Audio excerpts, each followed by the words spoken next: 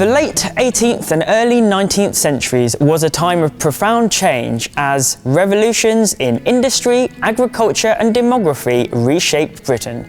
What remained unchanged, though, was Parliament, leading to growing calls for reform.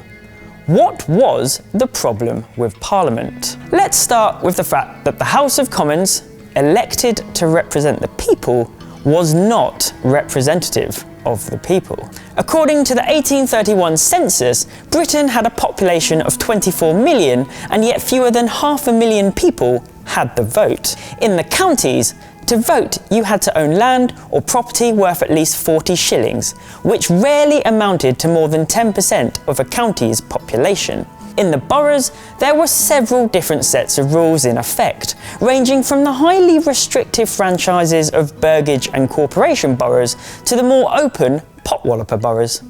These could, in a small number of cases, offer near universal male suffrage.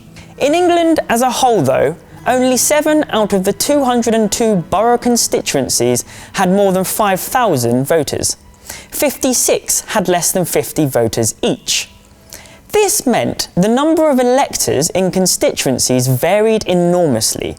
The county of Yorkshire had some 17,000 electors, the borough of Gatton in Surrey, 6.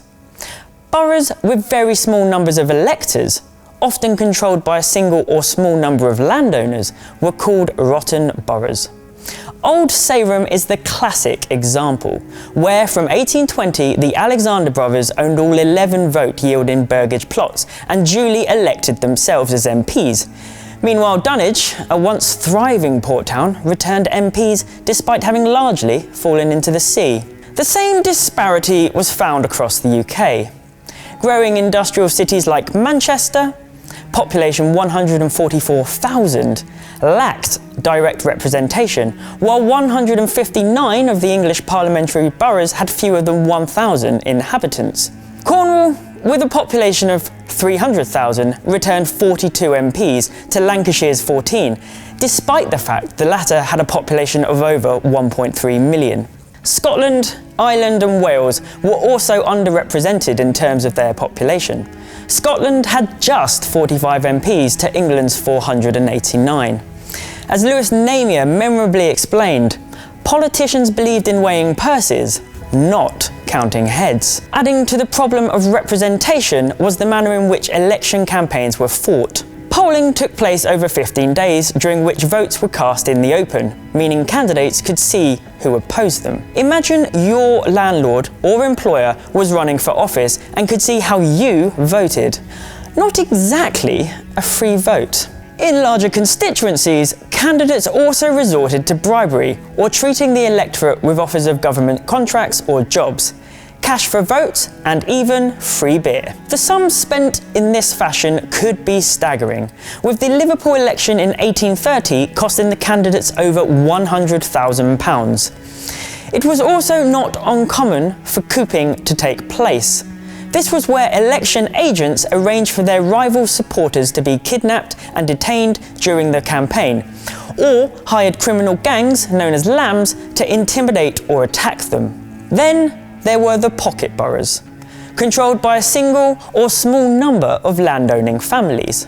For example, MPs from Marlborough were elected by a nominated corporation that included the butler, steward and footman of the Marquess of Aylesbury. In these pocket boroughs, it was not uncommon for leading families to simply put their own man in Parliament, sometimes a family member, or sell the seat to the highest bidder. Where two leading families or factions held sway, it was also common to split the two-seat constituency between them to avoid the ruinous cost of a campaign. Meanwhile, the government controlled up to 200 pocket seats, putting their own placemen in Parliament. This occurred where the electors were in the pay, directly or indirectly, of the Crown.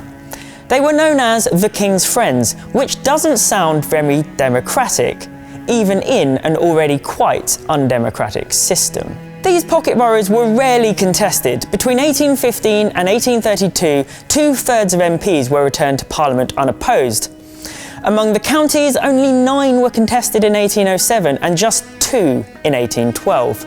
If getting to vote for your MP was difficult, standing for election was even harder. Members of Parliament had to have an income of £300 a year from land for borough seats, or £600 a year for a county seat. With this property qualification, plus the cost of treating your electors in a contested campaign and the fact that there was no MP's salary, it is perhaps unsurprising that 1/5 of the members of the People's House of Commons were the sons of lords.